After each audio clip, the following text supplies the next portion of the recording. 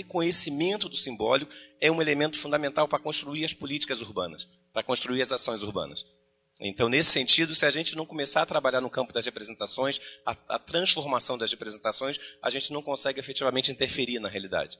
Então, isso fica muito claro para a gente quando a gente começa a trabalhar na construção do Observatório de Favelas. A gente já tinha organização anterior na Maré, que gerou a Redes da Maré. O Observatório nasce como Observatório Social da Maré e tinha como função fundamental disputar conceitos, construir metodologia e tecnologias sociais que permitissem colocar em questão as formas estruturantes da desigualdade brasileira. Então, a gente nasce com muita ambição.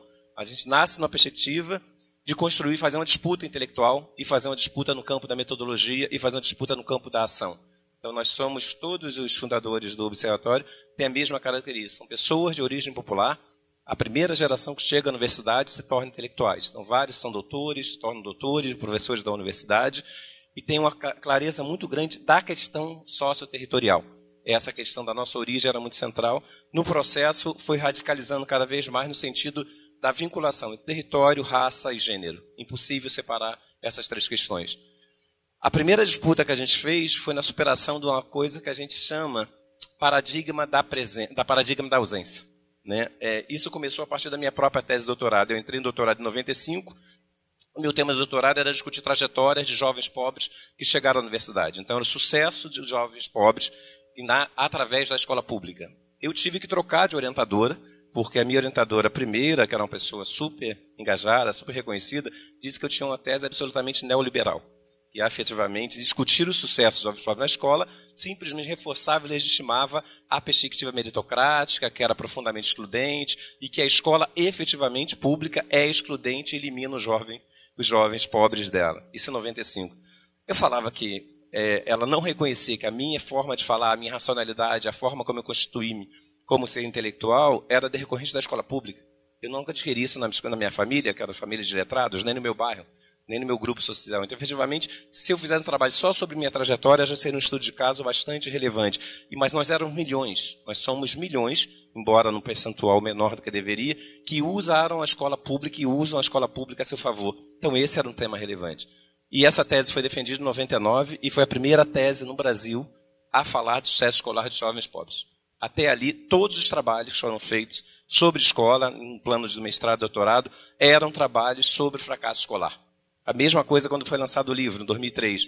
Era o primeiro livro falando sobre o sucesso escolar de jovens pobres. A imensa maioria dos outros, em relação à escola pública, sempre afirmavam a dicotomia. A potência das pessoas, mas as escolas públicas, em especial, reprimem, oprimem, impedem que elas se manifestem. Então, há uma dissonância absoluta, uma incompatibilidade entre a escola pública e entre os grupos sociais populares. A gente foi muito crítico, eu sempre fui muito crítico dessa leitura. Eu acho que a escola pública tem um monte de problemas, mas certamente ela tem um conjunto de possibilidades e faz com que muitas pessoas consigam estar avançando e utilizá-la a seu favor. A partir daí, a gente começa a discutir a importância de reconhecer o que a gente vai chamar de paradigma da potência. A ideia de você perceber, no âmbito dos territórios populares, tanto e onde os pobres também estão. Os pobres, eu prefiro falar empobrecidos, na verdade, porque é sempre um sistema relacional. Não existem pobres, existem pessoas enriquecidas e pessoas empobrecidas, por causa da dinâmica estrutural da sociedade. Então, as pessoas empobrecidas, tradicionalmente, circulam em espaço que terminam sendo estigmatizados. Isso vai desde o posto de saúde, desde a favela, até a escola pública. Então, o desafio fundamental é como reconhecer que as pessoas de origem popular têm a capacidade de inventar, de criar, de potencializar suas ações. Isso significa você reconhecer as presenças para além das ausências. O professor de prática de ensino na UF, e o mais difícil, já pega os estudantes, estão acabando, muitos nem passaram pela escola pública, nunca entraram na escola pública, mas já assumem o princípio que a escola pública não funciona. De que ele até pensa em ir para a escola pública para ter estabilidade, mas que não tem menor chance dela funcionar. Então, nós temos, de um lado, e tem determinados grupos progressistas que desenvolvem uma coisa que eu chamava na época de paternalismo justificatório. É uma coisa que se dizia assim, o cara rouba porque é pobre. Como se fosse absolutamente vinculado. Então, nós temos a imensa maioria da população da favela, que não tem nenhum vínculo com criminalidade. Eu estava pegando um motorista de táxi aqui em São Paulo, ele era da periferia, falou que a periferia tem gente muito boa. No máximo, 20% está envolvido em atos criminosos.